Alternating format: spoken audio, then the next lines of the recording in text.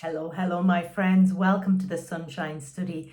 I'm Dr. Rebecca, the Lifejoy coach and author, and I'm here to help you transform the burnt out areas of your life into some balance and blessings, find your joy, navigate life, and also overcome the challenges. Finding the joy. Well, I thought today our topic would be how to manage energy. This is an enormous topic. I could do 500 videos on it. I've lived decades of having to manage my own energy very carefully, and I help a lot of exhausted clients regain some energy. So I feel I have quite a specialist interest and set of knowledge about this. So how do we think about energy? How is yours? I'm going to give several tips. If you could mention in the comments which one resonates most with you, that would be a lovely help. We can continue the discussion. It's a very long one. So how are you feeling? How are you feeling physically? How are you feeling mentally, emotionally, and spiritually?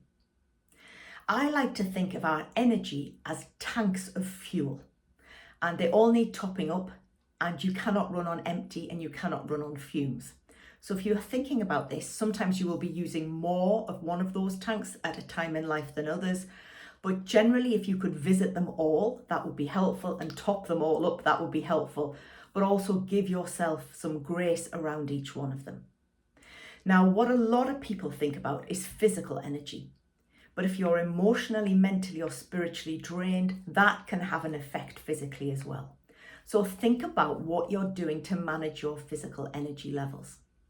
Now, I was very sick for a very long time with severe ME, and one of the hallmarks of those conditions like ME, fibromyalgia, long COVID, exhaustion in other diagnoses is that profound exhaustion, immense delayed fatigue as well, is so debilitating. You cannot function. And if you go to the shower, that's your whole day's energy gone.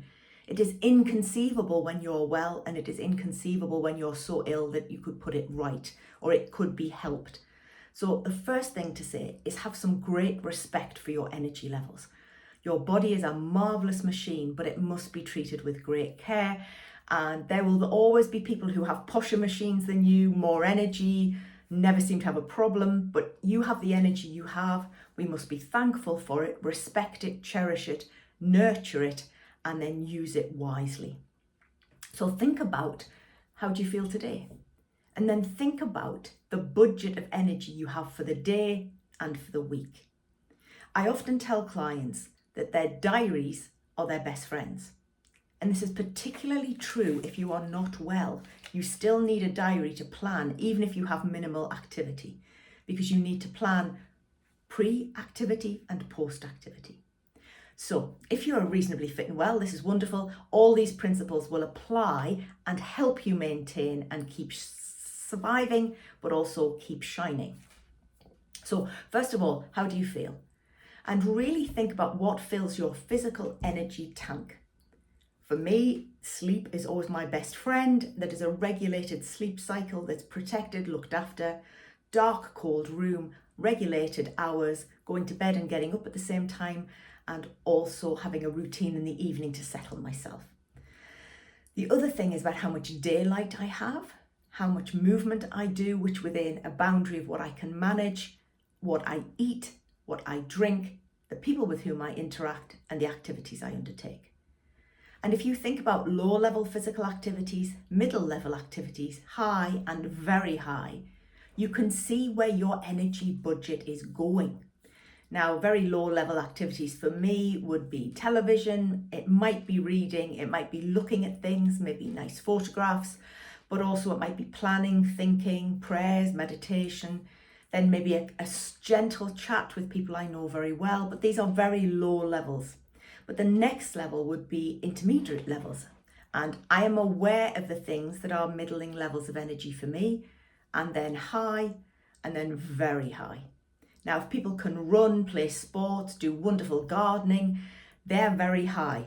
But I can do very, very small amounts of those things, sometimes not at all. But that I know I can do minuscule amounts, but that will take a lot of my fuel compared to other people. And I have made peace with that. I'd far rather be able to go running and go up a mountain and be in the brass band and the choir and all the things I used to do when I was a teenager. But those things are not within my budget at the moment. That's how I like to think about it. but being bedridden and bed housebound, thank God I'm not those things. So I am very grateful for the middle levels of energy I have. Occasionally I visit the high end ones, but they're very rare because they cost me so much. But I'm making those conscious choices. That's a really important thing.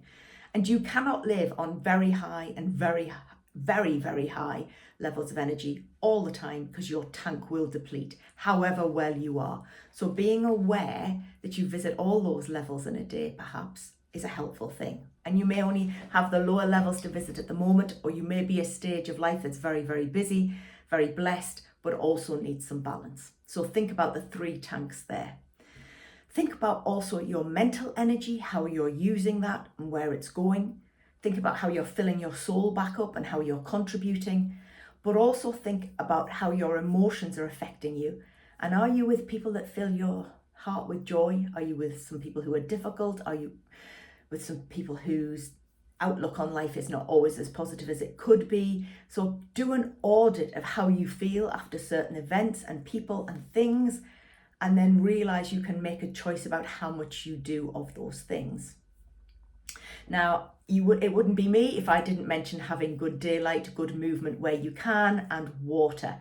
So think about what is going into you, and are you hydrated enough? Now, most people think they are. Most people then think, oh my goodness, I drink 7 coffees, I drink diet pops, energy drinks, oh, but I'm really well hydrated.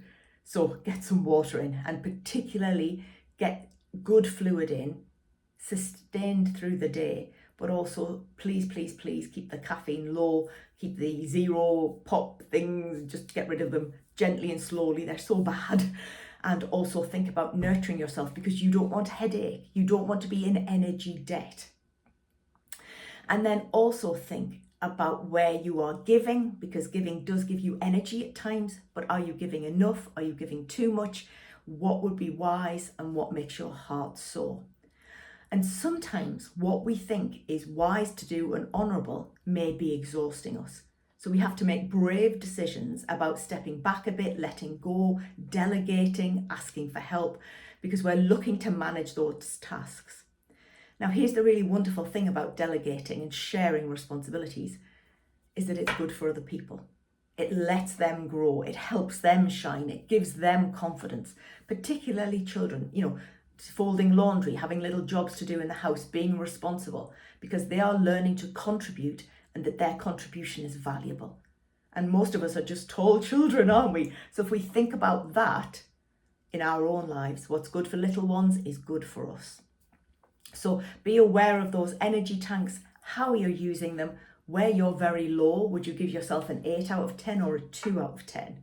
And if it's below 5, come and see me, we will do some work. But also think about planning joy and giving and looking after yourself wisely. And that's nearly always an internal job. It doesn't have to be fancy spa days, big things, consumeristic things. Self-care is ultimately about contribution to yourself and others. And it always starts with sleep, fuel, fluid, daylight, moving. But it all emanates from being aware of what we're doing, what we're spending, because we do not want to be in energy debt. We can't live in energy loan shark land. We need to be nicely in comfortable credit, knowing where our budget of energy is going and looking after that as well as we can, respecting it.